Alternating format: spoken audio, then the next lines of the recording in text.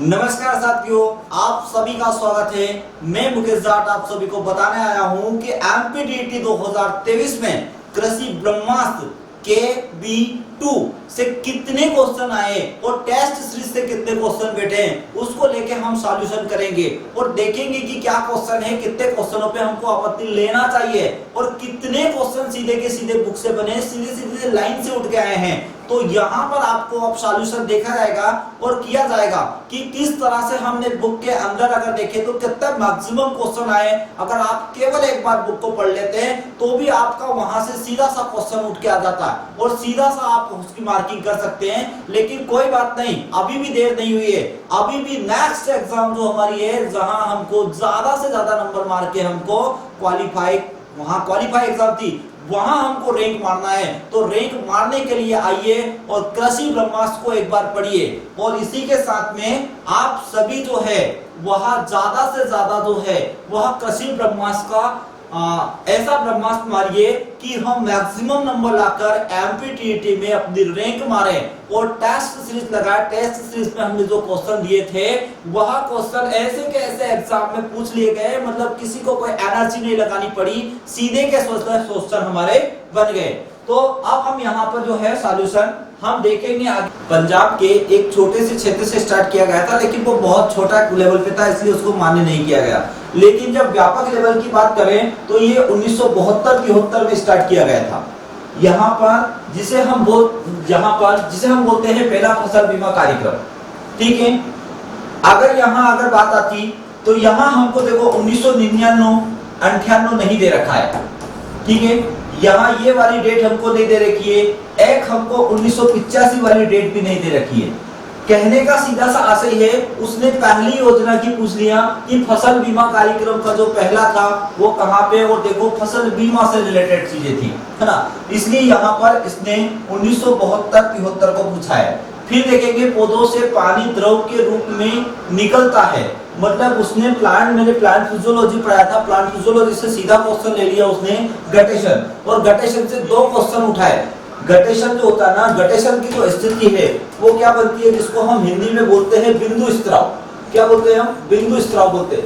बिंदु स्त्राव किसी विशेष परिस्थिति में होता है, या तो सुबह होता है, शाम होता है, ऐसी परिस्थिति जहां पौधे के द्वारा ज्यादा मात्रा में पानी को ऑब्जर्व किया जाता है लेकिन वह वाष्पोत्सर्जन नहीं कर पाता, तो उस कंडीशन में वहां पे गटेशन होता है। और यहाँ पर रूट प्रेशर पड़ता है। क्या पड़ता है? Root pressure. तो एक तो यहाँ पर रूट प्रेशर को पूछ लिया, तो एमपीटीईटी में एक क्वेश्चन तो यहां से आ गया कि भाई रूट प्रेशर पड़ता है। दूसरा क्वेश्चन उसने ये पूछ लिया यहाँ पर कि पौधे से पानी का द्रव के रूप में निकलना। कहने का मतलब जब उसके जल रंध्रों के द्वारा जब पानी निकल रहा है तो उसे हम क्या कहते हैं, तो उस कंडीशन में वो क्या कहलाएगा? गटेशन, या हिंदी में इसको क्या बोलेंगे हम? बिंदु स्त्राव। बिंदु स्त्राव ये कहलाएगा। ठीक है, अब हम बात करेंगे यहाँ पर अगले क्वेश्चन की। फसल लॉजिंग क्या है? यहाँ पर एक छोटा सा शब्द दे रखा है फसल लॉजिंग, और मैं कई बार इसको बता भी चुका हूँ कि ये छोटे से शब्दों का खेल था यहाँ पर। जैसे एक तो था लॉजिंग, है ना, लॉजिंग मैंने करेक्शन भी करवाया था, और एक था लोडिंग। क्या था? एक था लोडिंग। ये दोनों शब्द में थोड़ा सा डिफरेंट था, केवल डी और जी का डिफरेंट था। यानी इस शब्द में यहाँ ये याद रखना था कि क्रॉप लॉजिंग क्या होता है। तो क्रॉप लॉजिंग की अगर मैं बात करूं तो यहाँ पे जो फसल का एक ग्राफिकल रिकॉर्ड किया जाता है कि पोषक तत्वों का वह भूमि से कितनी मात्रा में ऑब्जर्व किया जाता है, और अलग अलग क्षेत्र पर इसको देखा जाता है कि किस भूमि के लिए किस प्रकार के पौधे को उगाया जाएगा, तो वह क्रॉप लॉजिंग कहलाता है। लेकिन क्रॉप लोडिंग की अगर मैं बात करूं तो क्रॉप लोडिंग का मतलब होता है पौधों का गिरना। क्या है? जमीन पर फसल का गिरना, जैसे नॉर्मली सोयाबीन वगैरह गिर जाती है तो वह क्रॉप लोडिंग कहलाता है ना। अब केवल ये थोड़े से डिफरेंट है, जो थोड़ा सा बाय मिस्ड बाय प्रिंट जो था, मैंने करेक्शन का भी बोला था भाई ये कुछ करेक्शन हमको करना जरूरी था।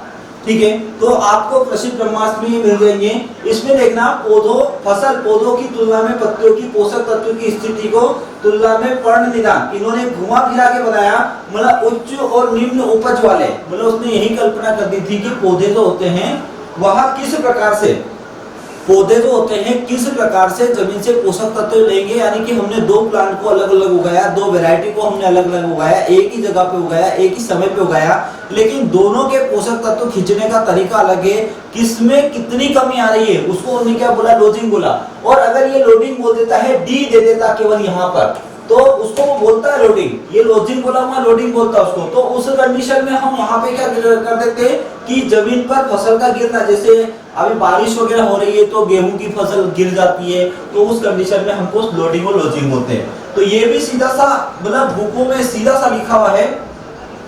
आप देखिए यहाँ पर अगर मैं बात करें कृषि जिंसों के समर्थन मूल्य की घोषणा किसके द्वारा की जाती है, ये क्वेश्चन यहाँ पर जो है व्यापक इसके द्वारा दिया गया है, कौन सा, सीएसीपी।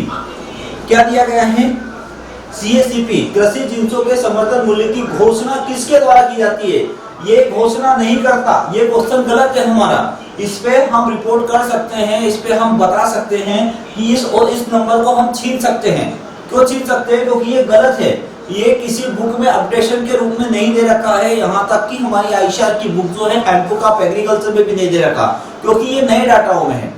तो यहाँ अगर हम बात करेंगे तो कृषि जिंसों के समर्थन मूल्य की घोषणा किसके द्वारा की जाती है, तो घोषणा जो करता है वो केंद्र सरकार करता है। कौन करता है, घोषणा केंद्र सरकार करता है। लेकिन अगर हम नॉर्मली बात करें कि इसका निर्धारण कौन करता है, अगर निर्धारण पूछ लेता तो हमारा सीएसीपी आ जाता, लेकिन यहाँ पे क्या पूछ लिया उसने, उसकी घोषणा की बात करी, तो घोषणा हमेशा सरकार ही करती है कि किसका मूल्य कितना दिया गया है। ठीक है, यहाँ पर ध्यान रखना है इसका, ये क्वेश्चन गलत क्वेश्चन है यहाँ पर। और ये आपको कृषि ब्रह्मास्त्र बुक के पेज, यहाँ पर कृषि ब्रह्मास्त्र बुक में पेज नंबर 4 पर ये मिल जाएगा, है ना। स्टार्टिंग का जो करंट का डाटा दिया था, उस करंट के डाटा में मैंने यह पीडीएफ दी थी, और 2 दिन पहले जो मैंने पीडीएफ सेंड की थी उस पीडीएफ में भी 6-7 क्वेश्चन बने हैं। मतलब अगर वो पीडीएफ भी अगर आप पढ़ लेते तो वहां से भी 6-7 क्वेश्चन आपके उठ जाते। ठीक है,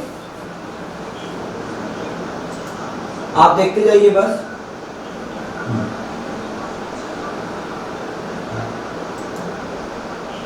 ठीक है, अब हम देखें आगे बढ़े। ये क्वेश्चन पे आप रिपोर्ट जरूर करें, गलत क्वेश्चन था वो। फिर क्या है क्वेश्चन, यहाँ पर दे रखा है कि भूमि उपयोग सांख्यिकी 16-17 के अनुसार देश की फसल सघनता यानी क्रॉप इंटेंसिटी दे रखा है। क्या है, क्रॉपिंग इंटेंसिटी दे रखा है।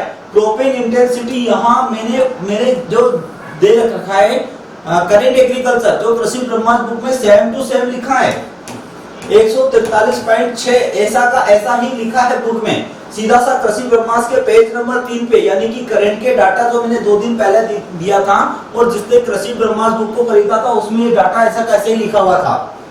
ठीक है, तो ये इसका क्वेश्चन है कौन सा, 143.60। फिर देखें शब्द टोंगिटो कहां से लिया गया है, टोंगिया।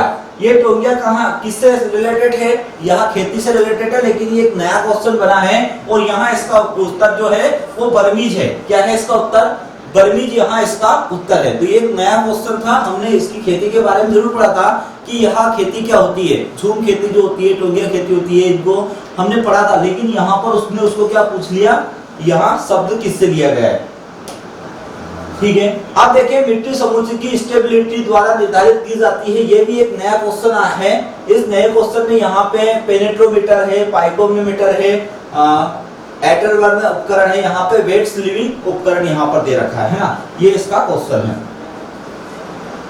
देखिए आगे, हाँ यहाँ पर क्वेश्चन जरा हमको देखना है। यहाँ पर देखो मैंने किसी लेक्चर में, मेरे को ध्यान है कि लेक्चर में मैंने बताया था यहाँ पे, और इससे 3 क्वेश्चन उठा लिए यहाँ पे कि कृषि जलवायु क्या है। NARP national agriculture research project जो है राष्ट्रीय कृषि अनुसंधान परियोजना में देश को कृषि जलवायु क्षेत्रों में विभाजित किया गया है। अब NARP की बात करें तो उसने 127 में बांटा गया है, उसने कितने 127 में बांटा गया है। तो ये सामान्य जो क्वेश्चन थे, ये सामान्य क्वेश्चन यहाँ पे बने हैं। लेकिन देखो मैंने इसको लिखा नहीं कि कृषि ब्रह्मास्त्र में लिखा है, क्योंकि कुछ चीजें जनरली मैंने बोली थी, जनरली सभी बुकों में उसको दे रखा है तो मैंने इतना नहीं, लेकिन कुछ क्वेश्चन ऐसे जो कहीं भी नहीं है, हमारी सीधी हमारी बुकों से उठ के आए। तो ये जनरल क्वेश्चन मैंने लेक्चर में ही बता दिया था। अब देखें यहाँ पर गोसिपियम हिरसुटम, ये क्या है, गोसिपियम हिरसुटम, ये कृषि ब्रह्मास्त्र के 53 में दे रखा है। क्या है, पेज नंबर 53 में दे रखा, अमेरिकन कपास को गोसिपियम हिरसुटम बोलते हैं। और मैं इस क्वेश्चन को गलत नहीं मान रहा हूँ, सब बोल रहे हैं कि ये क्वेश्चन गलत है, लेकिन मैं नहीं मान रहा हूँ, क्योंकि अगर मैं दक्षिण भारत और उत्तर भारत की अगर बात करूंगा तो वहां पर सीड रेट अलग अलग दे रखी है। हैंडबुक ऑफ एग्रीकल्चर जो ऑथेंटिक बुक में बोलूंगा उसमें अलग अलग दे रखी है। तो वहां हम उसको अगर चैलेंज करने जाएंगे तो वहां 10 और 20 दे रखा है। यानी कहने का मतलब है दक्षिण भारत में सीड रेट अलग दे रखी है, उत्तर भारत में सीड रेट अलग दे रखी है। तो यहाँ इसको चैलेंज करना थोड़ा सा मुश्किल हो गया है।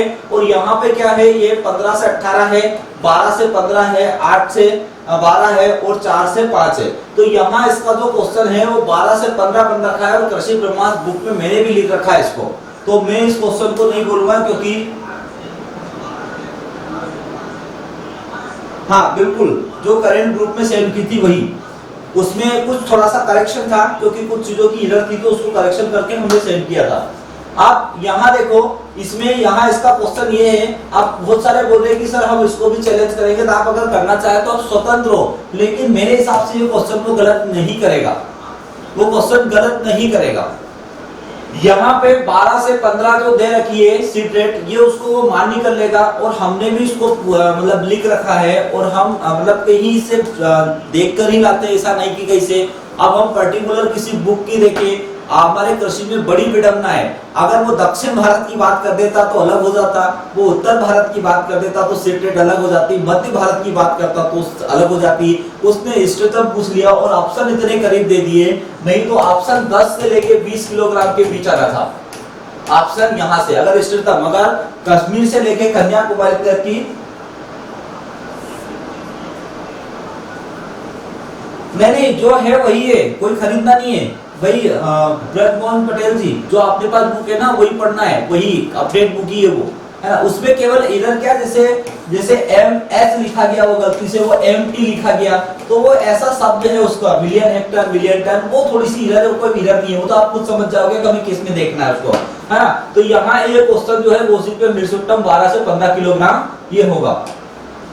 अब देखें यहाँ पे ट्रिपल जीन बोने गेहूं के प्रांकुर की अधिकतम जो लंबाई है वो क्या है, वो 6 से 7 दे रखी है। ये क्वेश्चन मुझे अभी मैं देख रहा हूँ, इसका मैं आपको बताऊंगा, थोड़ा सा ये इसका दिक्कत वाला काम है, क्योंकि ट्रिपल जीन वेराइटी जो है इसमें वहां कितनी सीड वो रख रहा है, इसका कहीं पे एक ऑथेंटिक बुक में डाटा मेरे को देखना है, तो मैं आपको कंफर्म करके इसका बताऊंगा।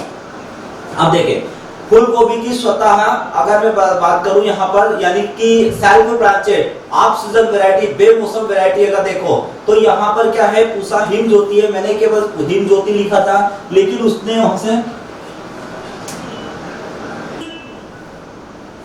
देखो 2 क्वेश्चन 3 क्वेश्चन तो गलत हो ही रहे हैं, और 2 नंबर 3 नंबर बोनस अगर हो सकता है आपके बढ़ जाए, अगर आप बाउंड्री पे तो आप निकल जाएंगे, है ना। कहाँ किसका बोल रहे हैं आप, 143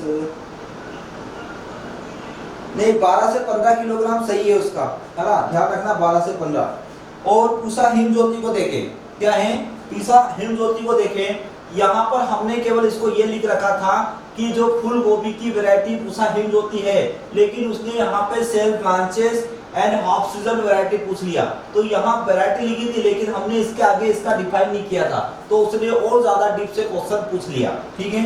अब आगे हम देखेंगे प्रकाश संश्लेषण में ऑक्सीजन कहाँ से आती है, ये मैंने बताया भी है, अपने लेक्चर में भी पढ़ाया है, और कृषि ब्रह्मास्त्र बुक के पेज नंबर 124 पर ये लिखा हुआ भी है। ये लाइन सीधी सी लाइन ऐसी की ऐसी मैंने लाइन तक लिखी थी, और जो मैंने प्लांट फिजियोलॉजी पढ़ाया था उस प्लांट फिजियोलॉजी में भी बताया था कि प्रकाश संश्लेषण में ऑक्सीजन कहाँ से आती है, तो ऑक्सीजन H2O से आती है। कहाँ से आती है, H2O से आती है। और अगर वो CO2 को पूछ लेता, मतलब अगर CO2 की अगर बात करता तो CO2 का भी मैंने बताया था, और यहाँ पर H2O का बताया था, और मैंने बताया था कि कार्बन जो है 16 का, ऑक्सीजन जो है 18 और ऑक्सीजन जो है 16, इन दोनों का प्रयोग करके सिद्ध किया गया था कि जो प्रकाश संश्लेषण की क्रिया है उसमें ऑक्सीजन कहाँ से आती है, तो वो जल के अणु से आती है। कृषि ब्रह्मास्त्र बुक से ऐसा का ऐसा लाइन और क्वेश्चन उठा है प्लांट फिजियोलॉजी से, तो इसका उत्तर क्या जाएगा, H2O। आप देखेंगे नीरू मीरू वाटरशेड विकास कार्यक्रम किस राज्य से प्रारंभ किया गया। मेरे पास एक स्टूडेंट का क्वेश्चन आया था कि सर वो तो मध्य प्रदेश, मध्य प्रदेश में इसको 2000 में चालू किया गया था। अगर बात करूं मध्य प्रदेश में तो सन 2000 में ये एमपी में चालू किया गया था, ठीक है। लेकिन ये कृषि ब्रह्मास्त्र के पेज नंबर 115 पे दे रखा है, दो जगह लिखा हुआ है, एक जगह मध्य प्रदेश के लिए लिखा है और एक जगह ये लिखा है कि सबसे पहले स्टार्ट कहां किया गया था। नीलू मिरू वाटरशेड विकास कार्यक्रम जो है किस राज्य से प्रारंभ किया गया था, तो आंध्र प्रदेश हैदराबाद से स्टार्ट किया गया था, क्योंकि जल संकट से गुजर रहा है, इसलिए इस कार्यक्रम को यहां से स्टार्ट किया गया था। हाँ, ये ब्रजमोहन जी थोड़ा सा उसने गलत कर दिया, क्योंकि हमने डाटा को अपडेट करके दिया था, लेकिन उसने क्या कर दिया, उसको पिछला डाटा पूछ लिया, है ना। ठीक है, ये नीलू मिरू भी अपनी कृषि ब्रह्मास्त्र बुक से केबी2 जो बुक है उसमें पेज नंबर 115 पे दे रखा है। आप लगाना अंदाज कितने क्वेश्चन यहाँ से आए थे, ठीक है। लेकिन नीलू मिरू अगर एमपी में पूछ लेता, कब स्टार्ट हुई, तो 2000 में स्टार्ट किया गया था जल संकट की स्थिति से बचने के लिए एमपी में। लेकिन उसने नीलू मिरू वाटरशेड विकास कार्यक्रम किस राज्य से संबंधित है सबसे पहले पूछ लिया, मतलब कहां से स्टार्ट हुआ, तो ये आंध्र प्रदेश से स्टार्ट होता है। आप देखेंगे यहाँ पे भारत में योजना आयोग ने के अनुसार भारत को कितने कृषि जलवायु, ये मैंने क्लास में कई बार बोला था, क्लास में यहाँ पे 20 में बांटा गया है, कृषि जलवायु क्षेत्रों को 20 में इसने बांटा है। अब देखिए, सॉरी 20 नहीं, 15 में बांटा गया है, 20 नहीं है, 15 में इसको बांटा गया है, 20 अलग है, वो क्वेश्चन भी है। हमें 127 वाला, मतलब देखो क्वेश्चन 127 वाला, एक 15 वाला और 20 वाला, ये इसने क्वेश्चन हमको याद रखना ही पड़ेगा कि यहाँ कहाँ किस किस को बांटा गया है। हाँ सॉरी, उसके लिए 15 में इसको बांटा गया है। अब अगर हम देखें नेक्स्ट क्वेश्चन, तो यहाँ पर लेमन ग्रास की जो बीज दर है, वो 4 से 5 किलोग्राम है ना। लेमन ग्रास, इसकी बीज दर 4 से 5 किलोग्राम है। इसको भी अब नए सिलेबस में अपने को ऐड करना है। अब देखें यहाँ पे यूजी 99 स्टेट संबंधित है। ये मैंने आपको प्लांट पैथोलॉजी जब पढ़ाया था, प्लांट पैथोलॉजी में मैंने आपको ये बताया था कि यूजी 99 क्या है। मैंने बोला था कि युगांडा जो देश है उसमें 1999 में कब आया था, 1999 में एक रोली आई थी। क्या बोला था उसको हमने, रोली यानी कि क्या बोलते हैं हम उसको, रस्ट बोलते हैं। और रस्ट ये किससे संबंधित था, ये गेहूं से संबंधित था। तो यूजी 99 स्टेट संबंधित था, सीधा सा उसने पूछा था। देखो यहाँ पक्सिनिया दे रखा, ये पक्सिनिया दे रखा, ये पक्सिनिया दे रखा, ये पक्सिनिया। अब पक्सिनिया में इसमें क्या है, ये रिकॉर्डिटा दे रखा, पक्सिनिया रिकॉर्डिटा, यहाँ पक्सिनिया हार्डिया दे रखा, मतलब ये जो से उससे पूछ लिया। यहाँ पक्सिनिया ग्रेमिनी स्पीशीज, और ये टिट्रिसी दे रखा। ये खुद बोल रहा है कि मैं गेहूं से हूँ, ये गेहूं से है, तो ये वाला ऑप्शन यहाँ पे। और कृषि ब्रह्मास्त्र बुक के पेज नंबर 176 पे यहाँ पर दे रखा है। कहाँ दे रखा है, पेज नंबर 176 पे ये दे रखा था। हाँ, इकोलॉजी में 20 है वो, हाँ इकोलॉजी में 20 है, ये 15 है। वही मेरा कंफ्यूजन हो गया था। जल्दी में क्या अपन बोल देते हैं, लेकिन रियल में जो बुक में अपन लिखते हैं वही अपन ऑथेंटिक मानते हैं, ठीक है। ये यूजी 99 मैंने बताया था कि जो रस्ट है, रस्ट का एक ऐसा स्ट्रेन आया है जो युगांडा देश में आया है। ये केवल और केवल मैंने यहाँ पे इसको पढ़ाया था, बाकी किसी ने इसके ऊपर जिक्र नहीं किया था। और यहाँ पर अगर हम देखें तो ये यूजी 99 जो था, ये यूजी जो है ये युगांडा देश में 1999 में जब फैला था, तो इसको यूजी 99 बोला गया। और इसका जो संबंध था वह रस्ट से था। किससे था, इसका संबंध रस्ट था। और कृषि ब्रह्मास्त्र में 176 पेज पे दे रखा है ना। अब देखिए अगला, हाँ ये भी कृषि ब्रह्मास्त्र बुक के पेज नंबर 126 पे दे रखा है। मैंने प्लांट फिजियोलॉजी में पढ़ाया था एनएडीपी का, एनएडीपीएच में अपचयन किसके दौरान होता है। तो मैंने जब जेड साइकिल जब बनाई थी, तो जेड साइकिल में यहाँ पर एक ऐसा साइकिल दे रखा था, उसमें मैंने बोला था एनएडीपी जो है वो बनता किसमें है, NADPH में बनता है। और यहाँ पर जो जल अपघटन हुआ था उसमें जो हाइड्रोजन निकली थी, वो हाइड्रोजन जाकर यहाँ पे क्या हो जाती है, ऐड हो जाती है। इसलिए NADP का NADPH में अपचयन किसके दौरान होता है, ये पूछ लिया। केल्विन चक्र में होता है, पीएस फर्स्ट में होता है। अब पीएस फर्स्ट में नहीं होगा, बीएस फर्स्ट में क्यों नहीं होगा, क्योंकि चक्री के अंतर्गत आ गया, तो नॉन साइक्लिंग अचक्री क्या बोलेंगे हम, अचक्री के अंतर्गत होता है। ये कृषि ब्रह्मांड बुक के पेज नंबर यानी केबी, जो हमारी बुक है केबी 2, क्या है केबी 2, तो केबी 2 के अंतर्गत ये पूछा गया। 126 पेज पे पूछा है, कहाँ पे, बुक कृषि ब्रह्मास्त्र के 126 पेज पे इसको पूछ लिया है। यानी कि वो साइकिल बनाया, उस साइकिल में वहां सीधा का सीधा हम लिख देंगे एमपीटीईटी वहां, क्योंकि वहां से क्वेश्चन इसको बना लिया गया है।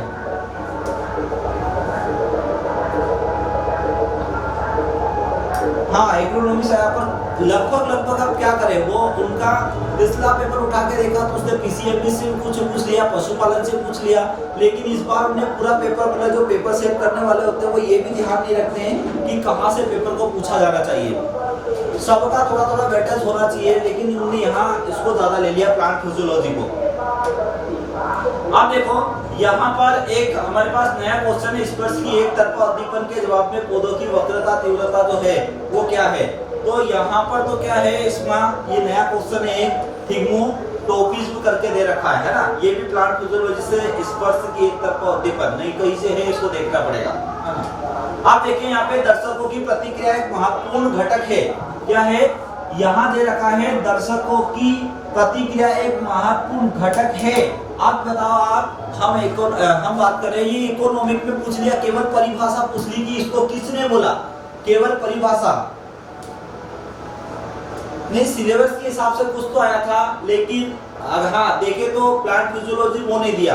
देखो मतलब कहने का मतलब है कि जो उसने सिलेबस डाला था, उसने पीसीएमबी दिया था सब्जेक्ट, इसके बाद में एनिमल्स दिया था, वहां से क्वेश्चन उसने नहीं उठाए, सीधा का सीधा 2 सब्जेक्ट 3 सब्जेक्ट उठा लिए, प्लांट फिजियोलॉजी उठा लिया, एग्रोनॉमी उठा लिया, सॉइल साइंस उठा लिया, इनसे क्वेश्चन उठा लिए। लेकिन जहां तैयारी की थी वहां हमारे मैक्सिमम क्वेश्चन नहीं आए।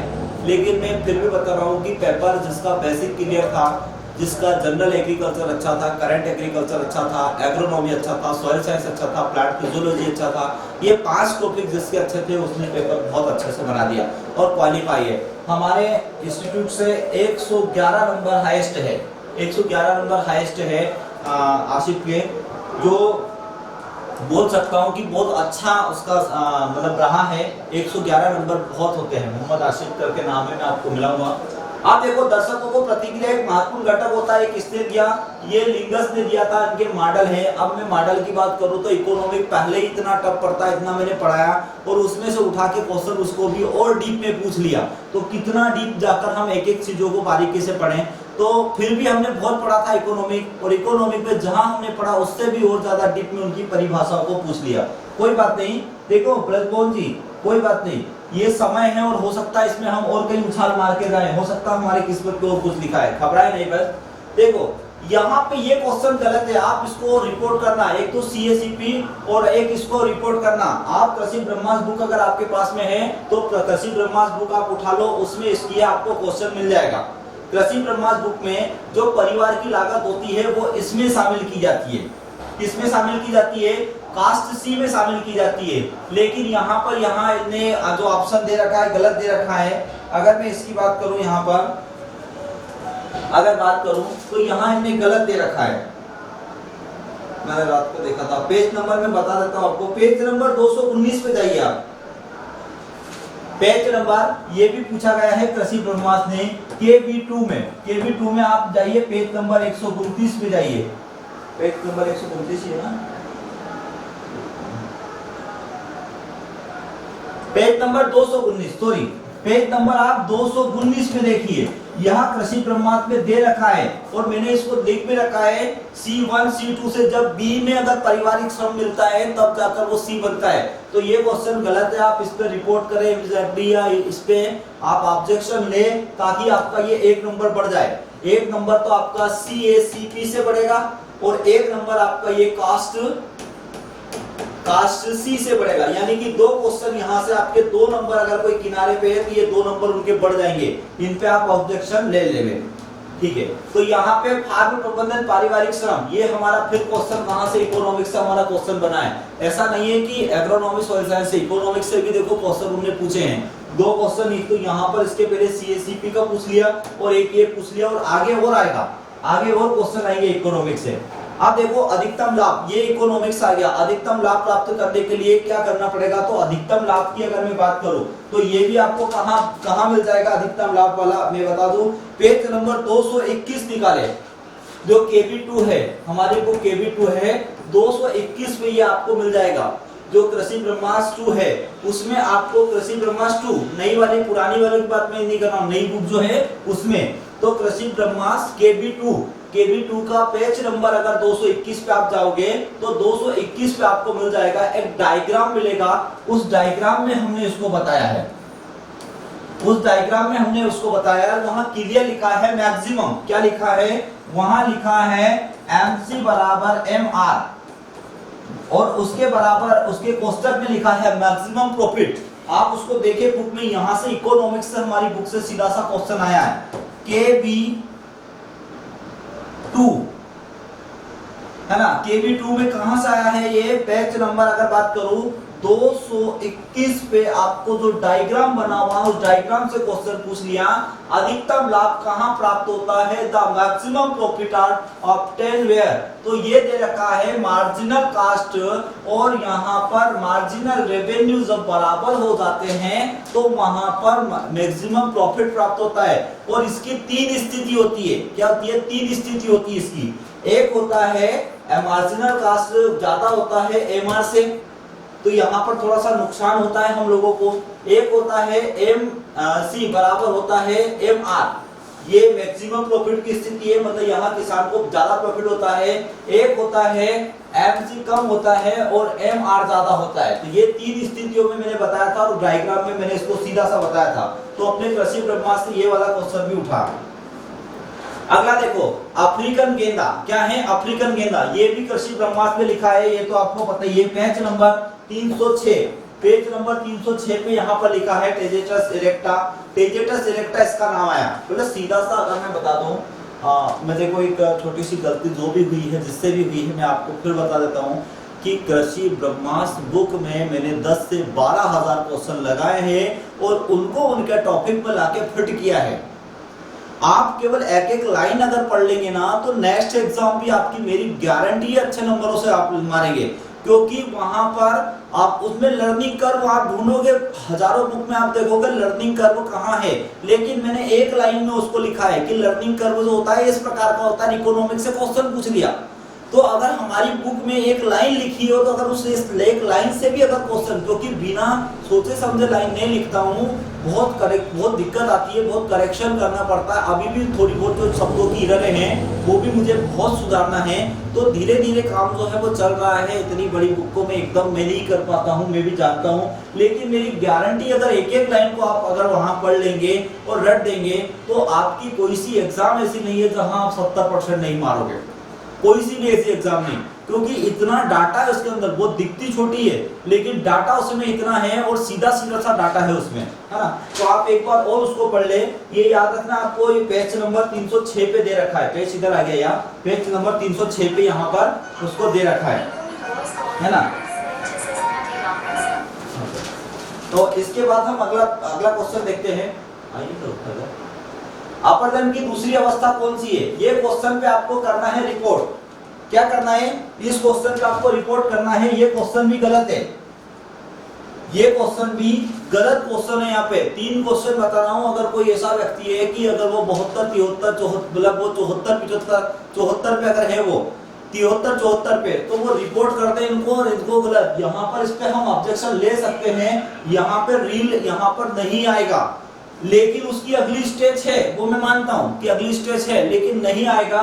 तो यहाँ पर इसमें इसका ऑप्शन ही नहीं है, तो ऑप्शन मिस है। तो ऑप्शन मिस है तो हम इस पे ऑब्जेक्शन ले सकते हैं कि आपने हमको ऑप्शन ही नहीं दिया। जो ऑप्शन हमको चाहिए था, सेकंड स्टेज जो था, ये तो फर्स्ट स्टेज है, सेकंड स्टेज का आपने ऑप्शन नहीं दिया, तो हम कैसे करेंगे। अब सीट इरोजन हमने दे ही नहीं रखा, क्या है सीट इरोजन, जबकि हमारा ऑप्शन क्या था, सीट इरोजन था। तो यहाँ पे जो क्लैश है उसके बाद में सीट आएगा, फिर रील आएगा, फिर गली आएगा। तो यहाँ पर सीधी सी अगर मैं बात करूँ तो ये तीसरा क्वेश्चन है जिसपे हम ऑब्जेक्शन ले सकते हैं। और अगर कोई ऐसा व्यक्ति है कि जो 74 पे ही अटका है, 73 पे अटका है, तो वह ऑब्जेक्शन ले लें। आपके 2 नंबर भी 3 नंबर भी अगर बढ़ते हैं तो आप क्वालिफाई की श्रेणी में चले जाएंगे। तो ये 3 क्वेश्चन मेजर थे जिसको हमको लेना था। और आपको ये वाला जो क्वेश्चन है कृषि ब्रह्मास्त्र बुक जो अपन ने जो लिए वो उसमें पेज नंबर 92 पे आप जाकर देख ले, आपको 92 पे जाकर दिख जाएगा कि जो सीट जो होती है ये इसकी जो है सेकंड स्टेज है। क्या है? सेकंड स्टेज है ये आपको ध्यान रखना है। और ये यहाँ पर क्या है? पहली स्टेज है। कौन सी है? अगर फ्लैश बात करूं तो पहली स्टेज है, सीट बात करूं तो सेकंड स्टेज है, रील अगर बात करूं तो थर्ड स्टेज है। लेकिन हमको पहली और दूसरी स्टेज के बारे में क्लियर बुक में भी लिखा है और मैंने कृषि ब्रह्मास्त्र बुक में इसको लिखा भी है ना। अब देखें इसके बाद फलियों की नाइट्रोजन स्थिरीकरण किस पोषक तत्व के अनुप्रयोग से बढ़ जाती है। अगर आपने मेरी बुक को अपनी बुक को एक बार ठीक से पढ़ा होता तो ये क्वेश्चन लिखा है। आप पेज नंबर कृषि ब्रह्मास्त्र का 94 पेज नंबर 94 निकाले, उसमें एक लाइन लिखी होगी नाइट्रोजन में N2 फिक्सेशन। फास्फोरस में आप जाकर एक लाइन देखिए, वहां एक लाइन लिखी है, केवल ये लिखा है कि नाइट्रोजन फिक्सेशन के दौरान अगर फास्फोरस मिल जाता है तो नाइट्रोजन फिक्सेशन की दर बढ़ जाती है, मतलब लाभ होता है। फलियों की नाइट्रोजन स्थिरीकरण यानी N2 फिक्सेशन शक्ति किस पोषक तत्व के अनुप्रयोग से बढ़ जाती है, तो वह फास्फोरस है। क्योंकि फास्फोरस क्या होता है? P होता है।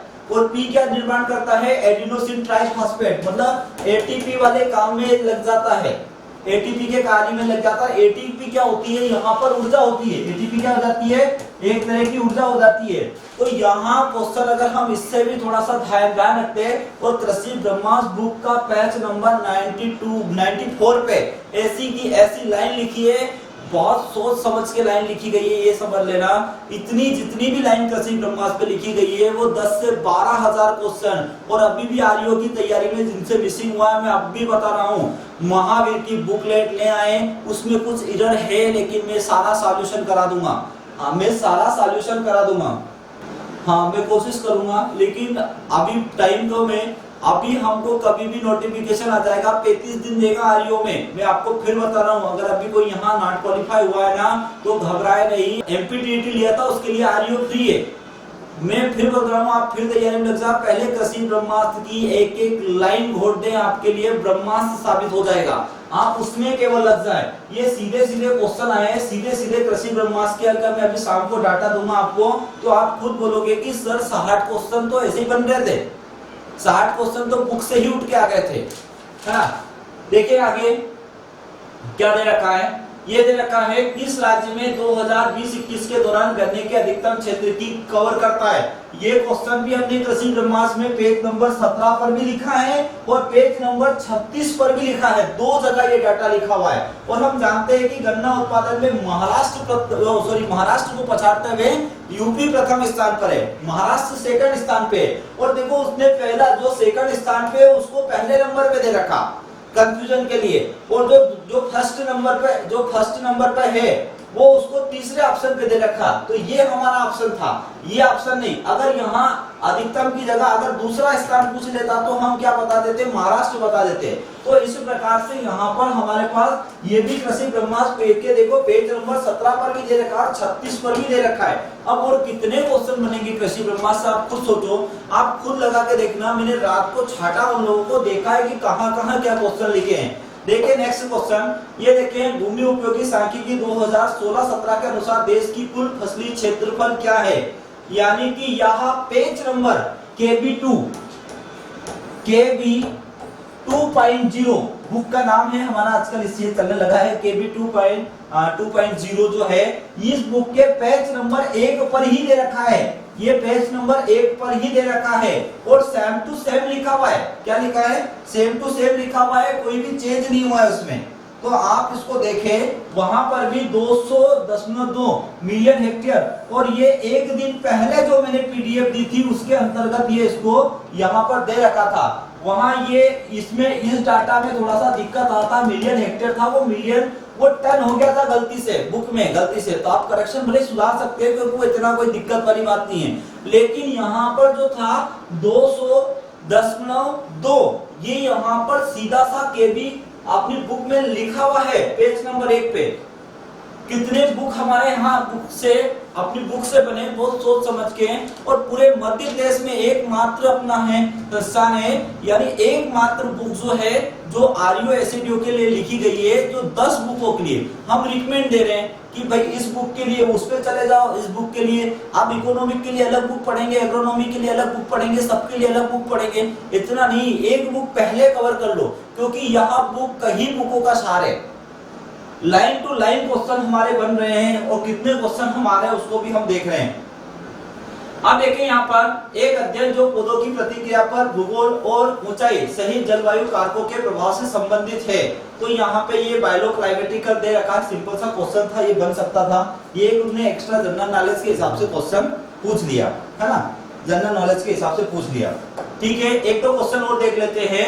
यहाँ देखो पूषा चेतकी और अर्का निशान, ये खुद कृषि ब्रह्मास्त्र के पैच नंबर यहाँ पर 296 में लिखा हुआ है।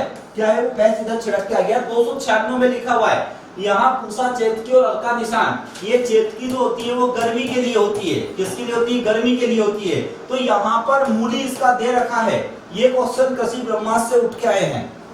अब देखें आगे, अब देखेंगे हम यहाँ पर एक ही जमीन के टुकड़े से आय बढ़ाने के लिए एक बाग और एक व्यापक दूरी वाली फसलों में उगाई जाने वाली फसलों को कहा जाता है। ये तो हम कब से पढ़ रहे हैं, 12th पीएटी के टाइम पे भी पढ़ रहे हैं, 12th पीएटी। और ये कृषि ब्रह्मास्त्र में पेज नंबर 20 पे एक शॉर्टकट में मैंने दे रखा था, और ये तो हम पीएटी से पढ़ते ही आ रहे हैं, तो ये क्वेश्चन तो हमारे गलत होना ही नहीं था।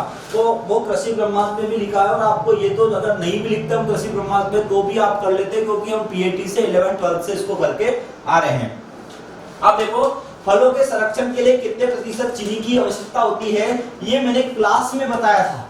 एक दिन क्लास में मैंने बोला था, जिसने ऑनलाइन क्लास ली थी, मैंने बताया था कि अगर नमक का रेशो आ जाए किसी को भी सुरक्षित रखने के लिए तो 17%, और अगर शक्कर का रेशो आ जाए, अगर शक्कर का रेशो हो जाए तो 66% का रेशो होता है। ये क्लास में मैंने बताया था इसको जनरली। यहाँ पे देखो दे रखा है क्वेश्चन, यहाँ पे 62 से 65 दे रखा है, मैंने क्या बताया था, यहाँ पे 66 बता रखा था। ये वाला ऑप्शन हो नहीं सकता, ये हो नहीं सकता, क्योंकि ये तो कम है, और ये बहुत ज्यादा चला गया, ये भी नहीं हो सकता। तो जो हमारा 66 का रेशो है उसमें परसेंट में, ये एक ही डाटा फिट हो रहा है। अब ये ऐसे क्वेश्चन को नॉर्मली पीएटी के टाइम से हम पढ़ते हुए आ रहे हैं, इसलिए क्वेश्चन इजी थे। ठीक है साथियों, अब हम यहाँ पर एक क्वेश्चन और देख लेते हैं और इसको आज फिनिश करते हैं, फिर और देखेंगे नेक्स्ट लेक्चर में, इवनिंग में आज हम देखेंगे। अब देखो यहाँ पे किस पोषक तत्व को धन आयन ऋण आयन दोनों के रूप में, तो हमने तो पढ़ा ना, ये कृषि ब्रह्मास्त्र के 99 पेज पर मैंने पढ़ाया था आपको, नाइट्रोजन के प्रकार पढ़ाए थे, नाइट्रेट रूप में, अमोनियम ग्रुप में। तो नाइट्रेट एक माइनस में आता, अमोनियम एक प्लस में आता है। सीधा सा क्वेश्चन यहाँ से पूछ लिया, तो कृषि ब्रह्मास्त्र के पेज नंबर 99 पे आप जाकर देखोगे तो वहां पर आपको ये मिल जाएगा। तो आपको यहाँ पूछ लिया केवल कि कौन सा तत्व है वो, तो यहाँ केवल नाइट्रोजन बताना था, जो अमोनियम नाइट्रेट जिसको हम बोलते हैं। तो उस कंडीशन में यहाँ पर क्या हो जाता, ये क्वेश्चन अपना सही हो जाता। ठीक है, इतना हम पढ़ते हैं। आगे हम 61 के आगे जो क्वेश्चन है वो फिर देखेंगे, है ना। 30 क्वेश्चन हमने सॉल्व किए, लेकिन आपको उन 3 क्वेश्चनों पे आपत्ति जरूर ले लेना है। मैं अभी आपको बता रहा हूँ, 3 क्वेश्चन तो परफेक्ट इरर है। CACP एक इरर है, कास्ट वाला जो C आएगा वो एक इरर है, उस पे B दे रखा उसने, यहाँ पे C आएगा। और एक क्वेश्चन और कौन सा छूटा था, 3 क्वेश्चन है यहाँ पे, है ना। CACP है, इसके बाद में फार्म प्रबंधन वाले पे आपत्ति देना है आपको, और एक अपर्दन। 3 क्वेश्चन पे आपको आपत्ति लेना है, एक तो CACP पे, एक फार्म प्रबंधन पे, और एक अपर्दन पे। ये 3 क्वेश्चन तो परफेक्ट है, ये 3 नंबर तो बढ़ना ही है किसी एनी कंडीशन में। तो यहाँ पर आप आपत्ति ले ले, अगर आप बाउंड्री पे तो आपत्ति ले, ताकि यहाँ पे जा अपने 3 क्वेश्चन सही हो, या 3 क्वेश्चन के हमको नंबर मिले। क्योंकि मैं आपको बता रहा हूँ नंबर बढ़ते हैं। जब कोई क्वेश्चन अगर गलत होता है तो सभी के नंबर बढ़ते हैं। अगर उसको क्या किया जाएगा, अगर उसको काटा जाएगा, उस क्वेश्चन को कम किया जाएगा, तो क्वेश्चन पेपर जो 150 का पेपर है, तो फिर 100, अगर मान लो 3 क्वेश्चन गलत हो गए, 3 क्वेश्चन गलत हो गए, तो 3 क्वेश्चन गलत होने पर ये यहाँ पर क्या करेगा, 150 में से 3 को कम कर देगा, 147 के हिसाब से नंबर देगा। तो वो जिस रेशो में नंबर बढ़ेगा उस रेशो में आपको क्या मिल जाएगा, यहाँ पे नंबर बढ़ जाएगा। अगर कोई 74 पे बैठा है, 73 पे बैठा है तो उसके नंबर यहाँ पे इजीली बढ़ जाएंगे। ठीक है, तो 3 क्वेश्चनों पे अभी आप आपत्ति लो। नेक्स्ट पेपर में जो एक का और आप थोड़ा सा डाउट है उसको मैं किसी अथेंटिक बुक में देखता हूँ कि आखिर उसका क्या दे रखा है और उसके बाद ही। लेकिन अगर मैं बात करूं कपास के गोसिपियम हिरसुट्टम पे, तो मुझे नहीं लगता है कि उस क्वेश्चन को व्यापम मानेगी, और मान ले तो अच्छी बात है, बाकी वो उसको मेरे को नहीं लगता उसको मानेगी, क्योंकि वो दक्षिण भारत में अलग सीड रेट है, उत्तर भारत में और मध्य भारत में, तो उसका जो रेशो जो चलता है ना, वो रेशो चलता है 10 से लेके 25 किलोग्राम तक। तो उसको वहां पे चारों ऑप्शन, पांचों ऑप्शन दे रखे, हो सकता है उसको गलत कर दे, नहीं करे तो ये 3 क्वेश्चन तो हमारे पास है जो आपत्ति लेने के। ठीक है साथियों, आज के लिए इतना ही, और हम मिलते हैं नेक्स्ट शाम की क्लास में मिलते हैं। शाम को हम देखेंगे, टाइम आपको बता देंगे, एप्लीकेशन पे भी बता देंगे, ग्रुप पे भी बता देंगे किस समय वापस आऊंगा, तो इसके आगे वाले क्वेश्चन हम यहाँ से देखेंगे। ठीक है, तो अगला क्वेश्चन यहाँ से हम देखेंगे। ठीक, धन्यवाद साथियों, जय हिंद, जय भारत।